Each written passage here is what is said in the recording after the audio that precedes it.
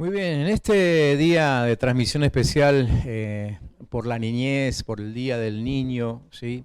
Quiero compartir una palabra que no va a ser para los niños, va a ser para los adultos que están ahí del otro lado de la cámara, pero necesito que este mensaje lo reciban como niños, ¿sí? Como esos niños a quienes quizá como papás lo has sentado alguna vez ahí y le has explicado alguna lección que tenías que darle acerca de la vida, ¿sí? Y ellos con corazón de niños lo aceptaron, lo tomaron y hasta inclusive corrigieron sus conductas, ¿no? Quiero leerles antes de ir a lo que quiero compartir con ustedes un texto. Ustedes saben que venimos desarrollando un poco la historia de la primera iglesia y no lo hicimos porque no teníamos otra cosa que predicar. La verdad que estamos soltando esto cada domingo porque hemos entendido de parte de Dios que necesitamos mirar la salida del encierro de la iglesia primitiva. ¿Sí? Y a través de cada una de estas historias, pasajes, enseñanzas que estamos viendo, nosotros mismos somos desafiados primeramente a no decaer, sabiendo que Dios está con nosotros en medio de cualquier situación conflictiva, como le pasó a ellos allá en el libro de Hechos, pero también desafiándonos a salir a la calle, no quedarnos quietos como recién compartíamos en los distintos testimonios, ¿no? Hechos capítulo 10. A partir del versículo 1, es como que hay un momento bisagra allí en el libro de Hechos y comienza una nueva etapa para la iglesia primitiva. Y esto también nos hace entender que para nosotros es entrar en un nuevo tiempo. ¿Sí?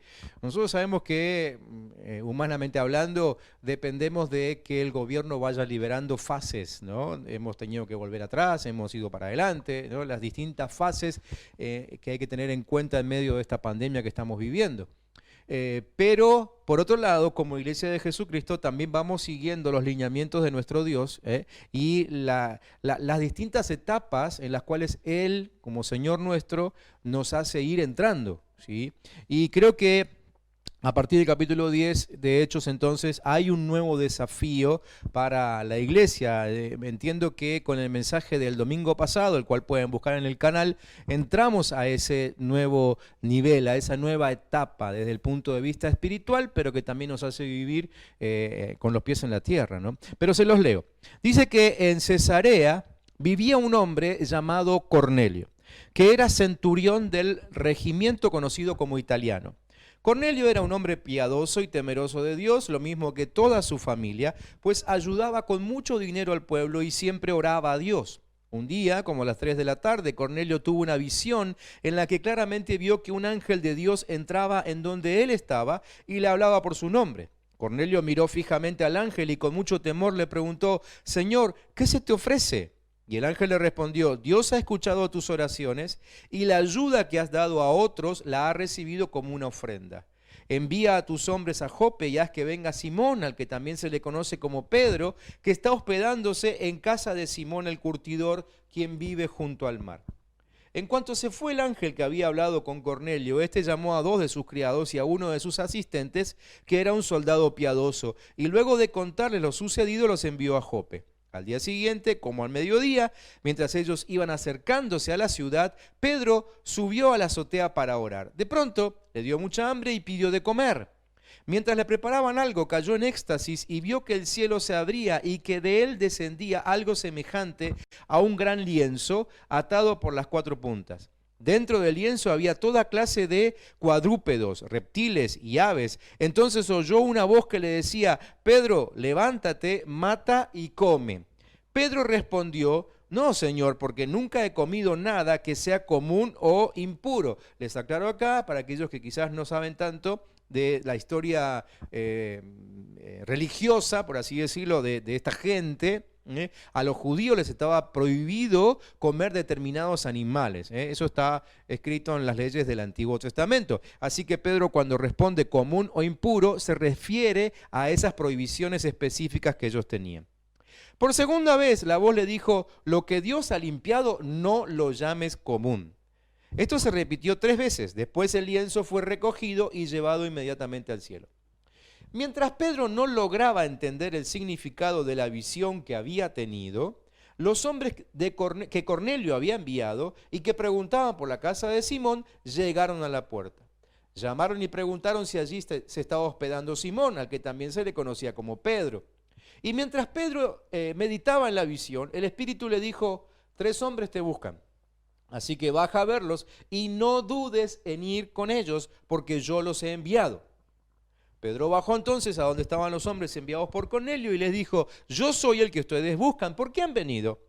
Ellos le dijeron: Cornelio, el centurión, es un hombre justo y temeroso de Dios. Todos los judíos hablan bien de él. Un ángel le dio instrucciones de que vayas a su casa para que él escuche tus palabras. Entonces Pedro los hizo pasar y los hospedó, y al día siguiente se fue con ellos y con algunos de los hermanos de Jope. Cuando llegaron a Cesarea, Cornelio ya los estaba esperando y había llamado a sus parientes y amigos más íntimos. En cuanto Pedro entró, Cornelio salió a recibirlo y, arrodillándose delante de él, le rindió honor. Pero Pedro le dijo: levántate, yo mismo soy un hombre como tú. Mientras hablaba con él, Pedro entró y se encontró con que ya se habían reunido muchas personas. Entonces les dijo: como ustedes saben, para un judío es muy repugnante juntarse o acercarse a un extranjero, pero Dios me ha hecho ver que no puedo llamar a nadie gente común o impura. Por eso cuando me llamaron vine sin replicar. Pero ahora les pregunto: ¿para qué me han hecho venir? Cornelio le dijo: hace 4 días como a esta hora, es decir, a las 3 de la tarde, yo estaba orando en mi casa. De pronto vi que delante de mí estaba un varón vestido con ropas resplandecientes. Ese varón me dijo: Cornelio, Dios ha escuchado tus oraciones y la ayuda que has dado a otros la ha recibido como una ofrenda. Envía a tus hombres a Jope y haz que venga Simón, el que también se lo conoce como Pedro. Está hospedado en casa de Simón el curtidor, junto al mar. Así que los mandé por ti y has hecho bien en venir. Como puedes ver, aquí estamos en la presencia de Dios para oír todo lo que Dios te ha mandado decirnos. Entonces Pedro comenzó a hablar y dijo: en verdad comprendo ahora que Dios no hace acepción de personas, sino que a Él le agrada todo aquel que le teme y hace justicia, sea de nación que sea. Dios envió un mensaje a los hijos de Israel y en él les anunciaba las buenas noticias de la paz por medio de Jesucristo, que es el Señor de todos. Ustedes bien saben que después del bautismo que predicó Juan, este mensaje se divulgó por toda Judea a partir de Galilea. Este mensaje dice que Dios ungió a Jesús de Nazaret con el Espíritu Santo y con poder, y que él anduvo haciendo el bien y sanando a todos los que estaban oprimidos por el diablo, porque Dios estaba con él. Nosotros somos testigos de todo lo que Jesús hizo en Judea y en Jerusalén, pero lo mataron colgándolo de un madero. Sin embargo, Dios lo resucitó al 3er día y permitió que muchos lo vieran. Pero no lo vio todo el pueblo, sino solo aquellos testigos que Dios había elegido de antemano. Es decir, nosotros, los que comimos y bebimos con él después de que él resucitó de entre los muertos. Él mismo nos mandó a predicar al pueblo y a dar testimonio de que Dios lo ha nombrado juez de los vivos y de los muertos. Acerca de él dicen los profetas que todos los que crean en su nombre recibirán el perdón de sus pecados. Mientras Pedro les hablaba así, el Espíritu Santo cayó sobre todos los que lo escuchaban. Los judíos circuncidados que habían acompañado a Pedro estaban atónitos de que también los no judíos recibieran el don del Espíritu Santo, pues los oían hablar en lenguas y magnificar a Dios. Entonces Pedro dijo: ¿hay algún impedimento para que no sean bautizados en agua a estas personas que también han recibido el Espíritu Santo como nosotros? Y mandó bautizarlos en el nombre del Señor Jesús. Entonces le rogaron que se quedara con ellos algunos días más. Para poder estudiar, investigar un poco qué es lo que este capítulo nos quiere enseñar, quizá primero debiéramos entender el significado de la palabra cosmovisión.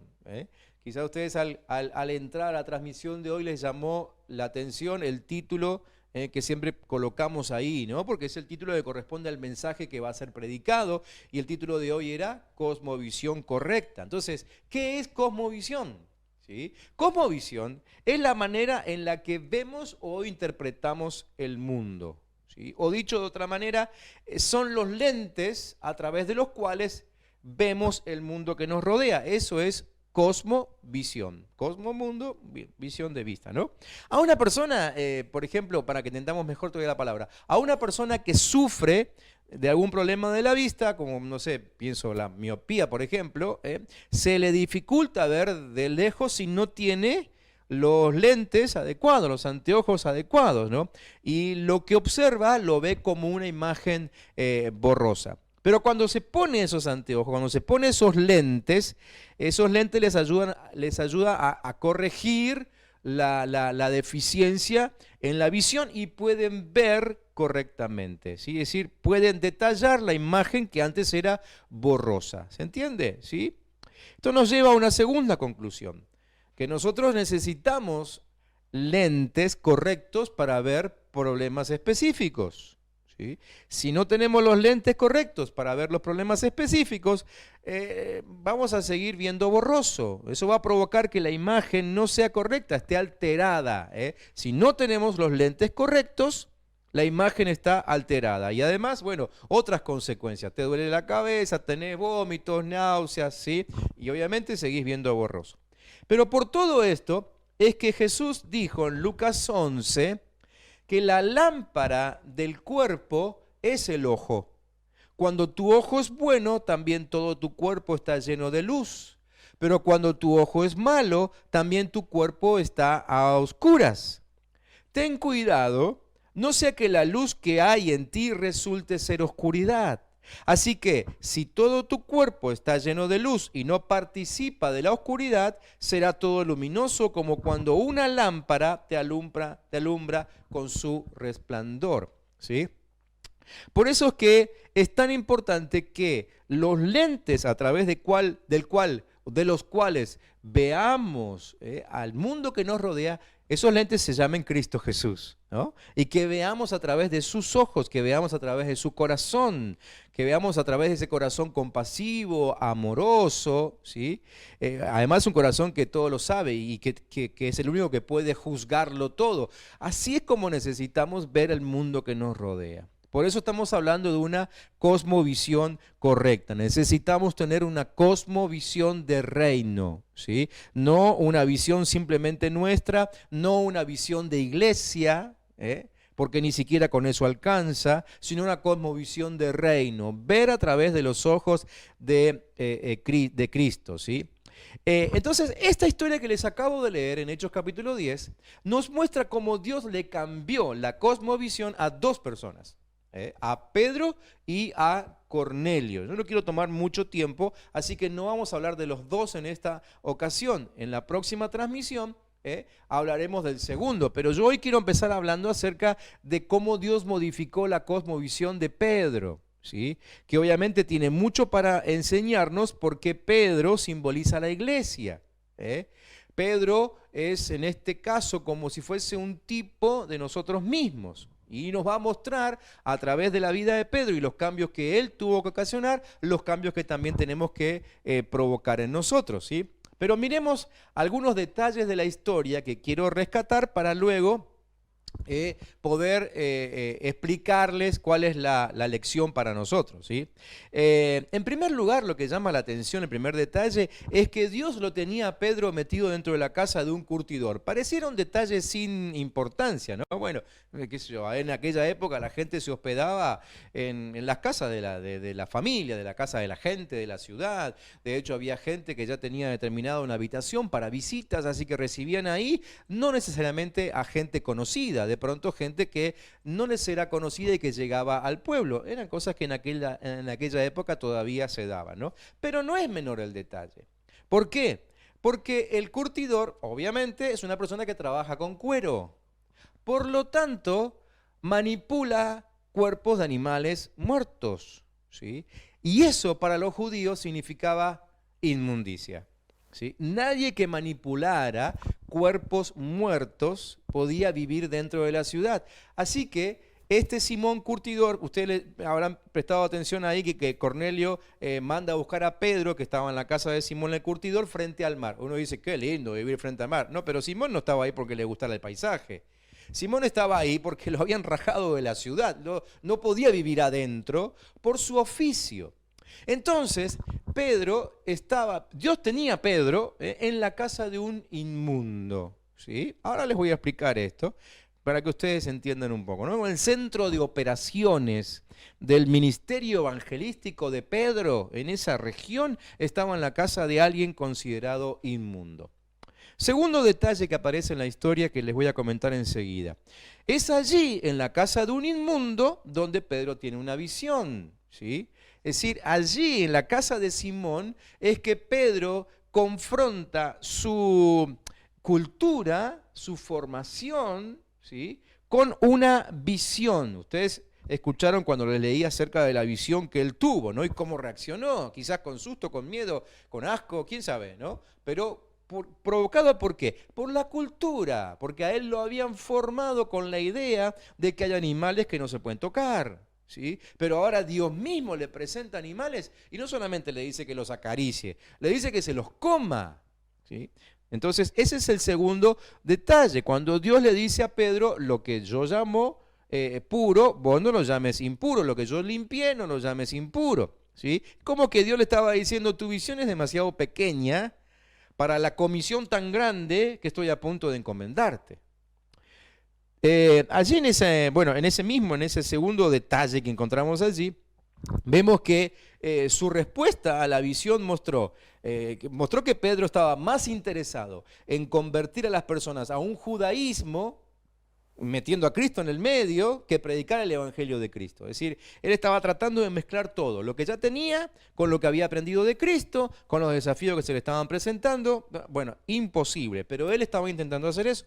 Pedro no quería morir a su cultura judía. A ver, tampoco es que alguien se le presentó un día y le dijo, tenés que morir a tu cultura, y que Pedro dijo, no, yo no quiero. No, todo esto se da en un ámbito inconsciente, ¿no es cierto? Pero se nota que su corazón se resistía a lo nuevo que Dios le estaba presentando. Su cosmovisión de la vida competía con los planes de Dios, ¿sí? Oraba por la gran comisión, oraba y obviamente se preocupaba por lo que Jesús le dijo a él y a todos los discípulos que hicieran, pero su oración no coincidía con sus acciones. En lo más profundo de su alma, en realidad, aunque él le interesaba salvar al mundo, él no estaba dispuesto a abrirse al mundo. Él no quería, inconscientemente, muy adentro, no quería una transformación mundial. Él solo quería una transformación para su pequeño ámbito. Tercer detalle que llama la atención allí en la historia. El tercer detalle es este, que saber no implica comprender. Saber no implica comprender. Pedro conocía el mensaje correcto. Él sabía exactamente, aparte lo escuchó de primera mano. Jesús se lo enseñó durante 3 años y ese cursado intensivo que tuvieron ahí después de la resurrección de 40, 50 días, para Pedro fue increíble, ¿no? Un máster sacó allí en conocimiento. Pero el saber no quiere decir que comprendiera. Pedro mismo dio a entender que él no había comprendido lo que Jesús le había enseñado. Sabía que Jesús era el Señor de todos y sanaba a todos los oprimidos. Él sabía que Dios los puso a ellos como testigos de un evangelio que no tenía fronteras. Él sabía que el evangelio llevaba salvación a todos los que creyeran a Cristo, pero a la hora de la acción le importaba solamente su pequeño mundito. El problema de Pedro no era lo que sabía. El problema es que su espíritu egoísta, con el que administraba su llamado, le impedía comprender. Saber no es comprender. Y el cuarto detalle, Pedro tuvo que chequear al final de la historia con quiénes iba a compartir el ministerio. Ustedes lo habrán visto allí, ¿no? O si no, se los muestro, pero la próxima etapa del quebrantamiento de Pedro era chequear la gente que lo rodeaba. Dice que cuando él va a ver a Cornelio, se lleva a algunos hermanos que vivían ahí o que estaban ahí en Jope, no con él, y que obviamente estaban compartiendo su ministerio entre judíos, allí en Jope. Pero cuando estos judíos, cristianos judíos, ven lo que sucedía mientras Pedro predicaba y que el Espíritu Santo bajaba sobre ellos, que no eran judíos, inmundos, ¿sí? Les pasaba lo mismo que le había pasado a ellos. Decían, no puede ser lo que estamos viendo, ¿no? ¿Cómo puede ser que Dios también bendiga a estos inmundos? Y dice el texto que estaban atónitos. Eran fieles a una tradición judía y eso te hace infiel al Cristo que se te reveló. A ver, no estoy hablando de que ser judío es ser infiel a Cristo. No, lo que estoy diciendo es que cuando sos tan fiel a una cultura que se opone a Cristo, entonces terminás siendo infiel a Cristo también. ¿Se entiende? Ellos no podían entender ni creer que Dios estaba entrando a la casa de alguien que no fuese judío. Muy bien. Ahora, veamos en todo esto qué es lo que nos enseña a nosotros. ¿Qué lecciones podemos rescatar? Rápidamente, en unos pocos minutitos antes de terminar. Porque nosotros mismos también necesitamos ser confrontados por una visión de Dios en este tiempo tan particular que nos está haciendo vivir el Señor, ¿sí? Miren, en primer lugar, a Dios, esta es la primera lección que aprendemos, a Dios no lo detienen los ambientes impuros, ¿sí? ¿Se acuerdan que les dije que Dios tenía a Pedro metido en la casa de un impuro? ¿Sí? Y que en la casa de un impuro le había hablado, y que en la casa de un impuro le había dado una visión, y que en la casa de un impuro le dio la misión para los próximos años inclusive, ¿sí? A Dios no lo detienen los ambientes impuros. Dios tenía a Pedro viviendo en esa casa, pero le estaba mostrando que Dios no tiene limitaciones para hablar, Dios no tiene limitaciones para trabajar, Dios no tiene limitaciones para encomendarte una misión, un propósito, una tarea. Dios no está encerrado, ¿eh? Creo que, si no me equivoco, en una de las transmisiones que tuvimos a la pastora Irma, ella recalcó eso, ¿no? Los que estamos encerrados somos nosotros, Dios no, Él no está con las manos atadas. Él no está sujeto a ninguna normativa de aislamiento, distanciamiento o como se le llame. Dios sigue activo y a Dios nada le impide seguir trabajando. Pero pensemos, y aquí tenemos que confrontar esta primera lección, ¿cuántas veces nos limitamos a nosotros mismos a cumplir con el mandato del Señor porque consideramos que nuestro ámbito no es puro? Nuestro ámbito laboral, nuestro ámbito familiar, no sé, el ámbito estudiantil de los jóvenes y adolescentes, ¿sí? ¿Cuántas veces hemos dicho nosotros acá no se puede predicar? Este no es un ámbito ideal, acá no puedo adorar, acá no puedo orar. Esta primera lección nos confronta en nuestra cultura, nos confronta en nuestra formación, porque Dios nos está diciendo, yo no tengo limitaciones. Si dispones tu corazón, te hablo donde sea, no tengo problemas. Y aunque el lugar donde estás ahora mismo parado sea el lugar más pecaminoso del mundo, Dios te puede hablar igual. Dios, por supuesto, no transige con el pecado. Ayer lo decíamos en el retiro. A Dios, pero para nada le gusta el pecado. Dios odia el pecado, la Biblia lo dice. Pero Él no tiene problemas de meterse en ámbitos de pecado para hablarte a vos si estás dispuesto a escucharle. Primera lección, por favor, presta atención. Segunda lección. La segunda lección que nos muestra esta historia es que nuestra cultura nos juega en contra. Nuestra cultura nos juega en contra. Todos recibimos y fuimos formados por una cultura que afectó las imágenes que gobiernan nuestro pensamiento. Ustedes habrán dado cuenta que las imágenes son lo que gobierna nuestro pensamiento, ¿sí? Nosotros, ese es el formato en el que pensamos, en imagen. Entonces las imágenes son las que gobiernan nuestro pensamiento y por lo tanto nuestras acciones. Y la cultura en la que fuimos formados afecta esas imágenes, es decir, afecta el lente a través del cual vemos al mundo. Por eso es que vemos al mundo que nos rodea según cómo nos educaron, ¿sí? Y si vos creciste en un ámbito que te enseñó que no sé, que no tenés que juntarte con los ricos, ese es el lente con lo que vas a ver al mundo. Y entonces siempre vas a tener problemas para acercarte a los ricos. ¿Por qué puse este ejemplo? Porque siempre se habla de los pobres, ¿no? Y es más común ver que aquellos que tienen menos son los rechazados. Pero también los que tienen más son rechazados, ¿sí? ¿Por qué? Porque ¿quién es el que rechaza? El que fue formateado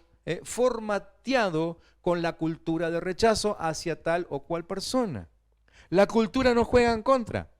Y muchas veces esa cultura que nos formó no entró en nosotros con malicia. No es que todo lo que nos dijeron fue puesto ahí con una mala intención, ¿sí?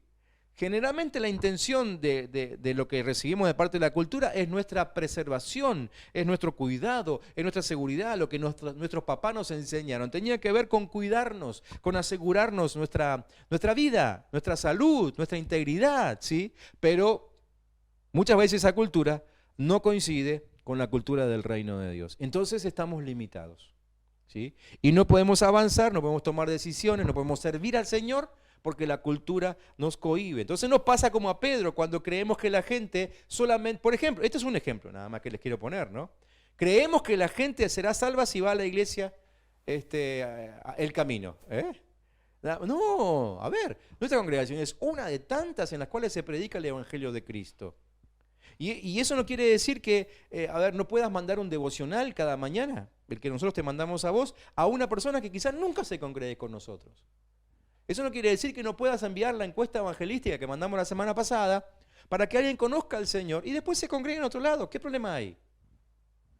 Pero cuando vemos el mundo que nos rodea a través de un lente tan limitado como la cultura que nos formó diciendo nuestra iglesia es la única que vale, ¿sí?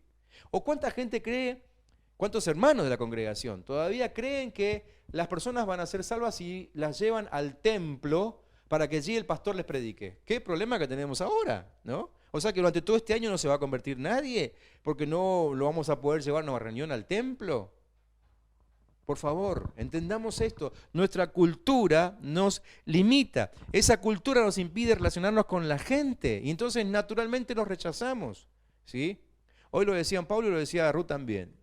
Cómo ahí entregando regalos a los niños naturalmente quieren abrazar, quieren tocar y nosotros ¿qué hacemos?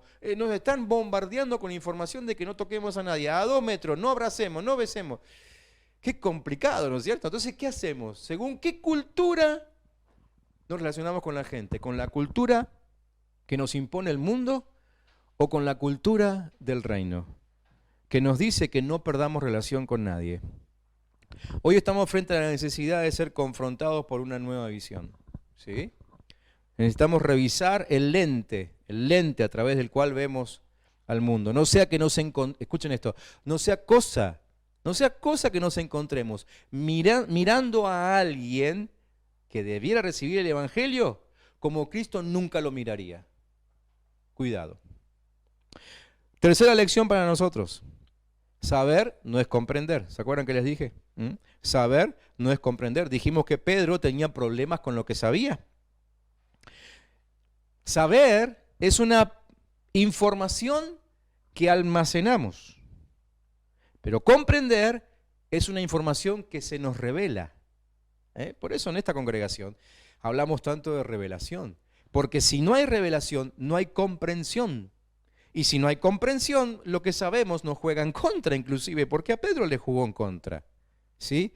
Entonces acordate de esto, tu saber es lo que almacenás y insisto, no quiere decir que sea malo, pero tenés que saber la diferencia con comprender. Comprender es una información que se te revela. Para que Pedro pudiera comprender, él tuvo que quebrantar su alma. Dicho de otra manera, para que te llegue la revelación, tu alma tiene que ser quebrantada. Ahí Pedro mismo dice en el texto que te leí, en verdad comprendo ahora, antes no entendía, en verdad comprendo ahora que Dios no hace acepción de personas. Si él lo sabía, si Jesús le había enseñado, si Jesús mismo tuvo contacto con, por ejemplo, samaritanos, que para ellos eran lo más inmundo que existía, ¿sí? Jesús se lo enseñó. Él les habló que vayan a todo el mundo a predicar. ¿Qué es todo el mundo? Todo el mundo es todo el mundo, no es Palestina nada más. Era todo el mundo. Pedro lo sabía, pero no lo comprendía. Por eso es que ahora dice, ahora comprendo. Antes sabía, ahora comprendo. Solemos nosotros recomendar en alguna de nuestras reuniones, sobre todo cuando tenemos retiro y eso, solemos recomendar que renunciemos al saber. Y esa frase muchas veces es mal entendida. Esa frase no quiere decir que te saques de adentro lo que te metieron alguna vez. ¿Por qué? Porque la gran mayoría de las cosas que sabes no son malas, ¿sí? No son malas. Y además tampoco te la pusieron ahí por malicia. Bueno, quizá a alguien sí, pero estamos hablando de lo más común, ¿no es cierto? No es común encontrarse con gente a la cual le hayan metido información negativa adentro para que su vida sea destruida, ¿sí? Estamos hablando de lo que quisiéramos que sea algo normal, ¿no? Entonces, eso de renunciar al saber, en realidad lo que estamos queriendo decir es que debemos renunciar al condicionamiento que ese saber puede provocar en nosotros, ¿sí? Cuando yo digo esto lo sé y esto es así, probablemente me estoy limitando. ¿Por qué? Porque estoy cerrando la posibilidad de que Dios me muestre algo nuevo sobre eso que sé. Y eso es lo que le estaba pasando a Pedro. Pedro había cerrado las cortinas. Él dijo, yo sé que Jesucristo es el Señor y esto es así. Se le predica a los judíos que Jesucristo es el Señor. Le había cerrado las puertas. Bueno, Dios tuvo que aparecérsele a él a través de algo sobrenatural, como una visión, para hacerle entender que no. Ese saber de que Jesucristo es el Señor tiene un campo mucho más amplio, que es el conocimiento de todo el mundo. ¿Sí? Entonces necesitamos renunciar, insisto, a ese condicionamiento que el saber ha puesto en nosotros. Dejar abierta la posibilidad de entender algo diferente mañana. Y cuarta y última lección. Debemos chequear con quienes compartimos el ministerio. Chequear con quienes compartimos el ministerio. Lamentablemente hay entre nuestras filas cristianas muchos hermanos que administran su llamado con un espíritu egoísta. ¿Sí? A Pedro le pasó. Si le pasó a él, el más importante de los apóstoles, ¿por qué no nos puede pasar a vos y a mí? ¿Sí? Hasta que esos hermanos que administran su llamado con espíritu egoísta no quebranten ese espíritu egoísta, no se les va a revelar el reino. ¿Sí?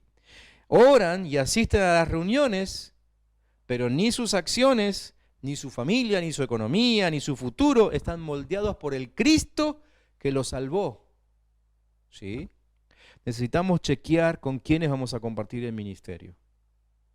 No podemos avanzar con aquellos que tienen una visión limitada. Por supuesto que oramos y esperamos, y todo esto que hacemos aquí, en nuestras escuelas, en nuestro discipulado, es para que la mayor cantidad de gente no solamente sepa, sino comprenda, y que todos tengamos una visión renovada. Pero si aún así algunos insisten en mantener su vieja cultura, nosotros tenemos que tomar una decisión y avanzar según los desafíos del reino, con la posibilidad de que Dios nos hable y nos muestre cosas nuevas para el día de mañana, que todavía no hemos vivido. Termino. Transitando ya el 6º mes de encierro, creo que algunas cosas ya nos quedaron claras, ¿no? Ya nos quedó claro que la cosmovisión de Dios es muy distinta a la cosmovisión de la gente. La gente entiende una cosa de lo que estamos viviendo y creo que quedó claro que Dios está viendo otra, ¿no? Cómo Dios maneja los hilos, no sé, para mí es increíble. Todas las semanas enterarme de lo que Dios hizo más allá de las fronteras de la pandemia es tremendo. O sea, sigo confirmando que Dios tiene todo bajo control. Y eso nos hace ver que Dios tiene una cosmovisión bien distinta a cómo lo ve la gente, ¿no? Nos quedó claro, me parece también, que este es un tiempo que la iglesia tiene que aprovechar. Si nos quedamos encerrados esperando que nos vuelvan a habilitar los cultos, me parece que la vamos a embarrar. No podemos hacer eso. De hecho, gracias al Señor, que nunca se nos ocurrió, no lo hicimos, ¿sí? Al contrario, estamos entendiendo que este es un tiempo que la iglesia debe aprovechar. Este es un tiempo, y esta es otra cosa que creo que ya nos está quedando clara, es que la iglesia debe ser modelo y guía de restauración de la sociedad. ¿Sí? Nos tiene que quedar claro. Nos tiene que quedar claro que la gente está ahora más receptiva al Evangelio de Cristo, porque es lo único que sigue funcionando. Todo lo demás está perdiendo su valor. Y semana tras semana se van desmoronando ídolos, instituciones, ¿sí?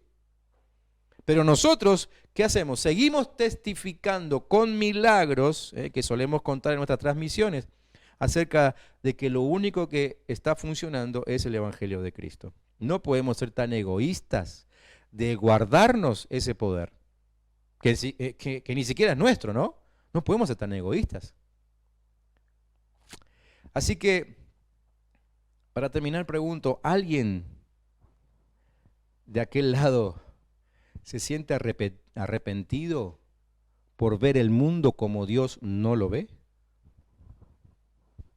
¿Alguien del otro lado entiende que ver el mundo así nos obnubila completamente, que nos condiciona, que Dios no puede usar a sus hijos que no ven lo mismo que Él? Te pregunto, ¿pondrías al frente de tu empresa a uno de tus hijos a quienes tanto amás, pero que no ven los negocios como lo ves vos? ¿Te arriesgarías a poner tu negocio en manos de uno de tus hijos ¿Que no ven los negocios como vos? ¿Que no ve la empresa como vos? Yo creo que no. ¿Por qué debiera hacerlo Dios? Dios no va a poner su tremenda empresa en manos de sus hijos que no ven en el mundo lo mismo que ve Él. Ustedes han leído la Biblia y sobre todo el Nuevo Testamento seguramente.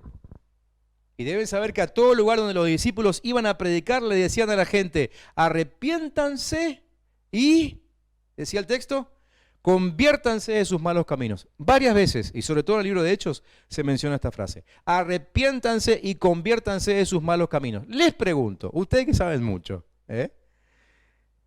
¿siempre le estaban hablando a ladrones? ¿Siempre le estaban hablando a asesinos?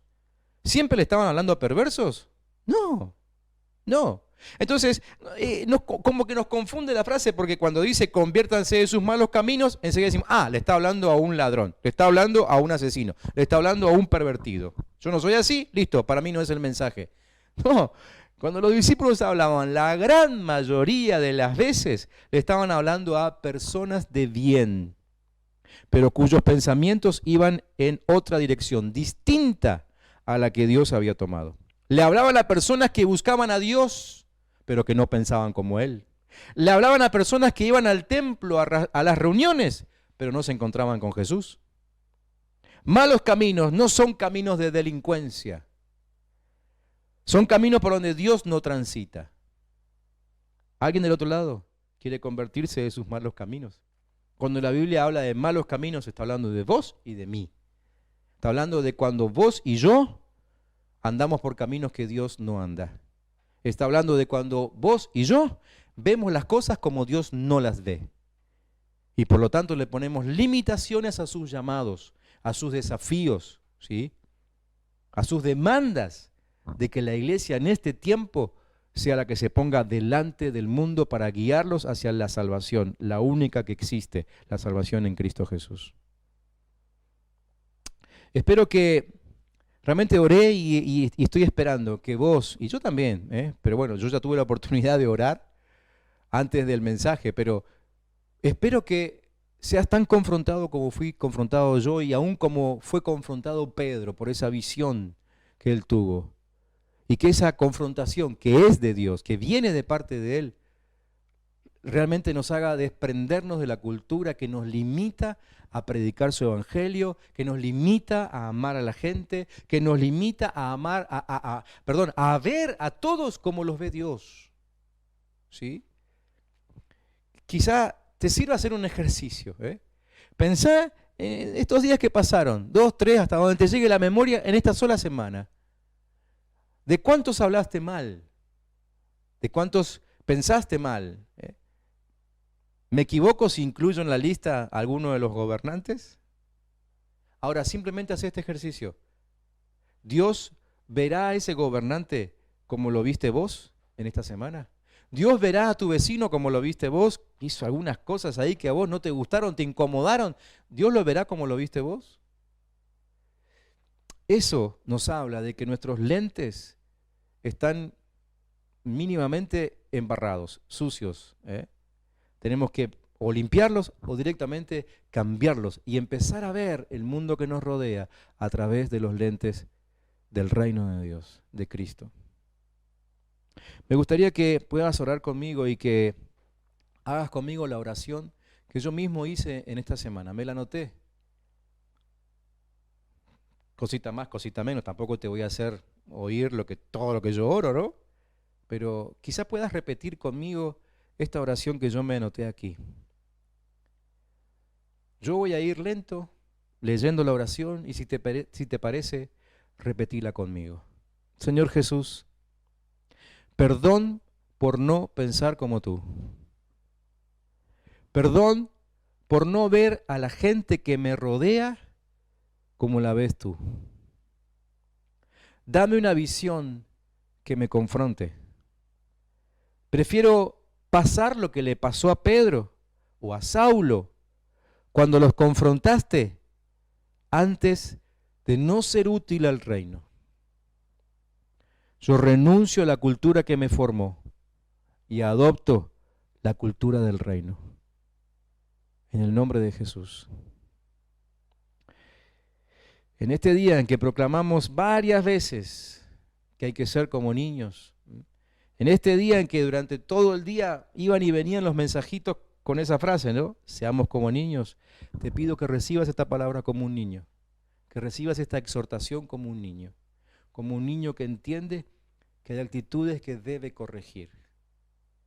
No me pongo yo en la otra vereda, yo ya lo hice, te dije, mientras preparaba el mensaje, pero este tiempo que arrancamos ahora, querés hoy mismo, si no mañana a la mañana, tiene que ser un tiempo caracterizado por una actitud diferente de parte de la iglesia.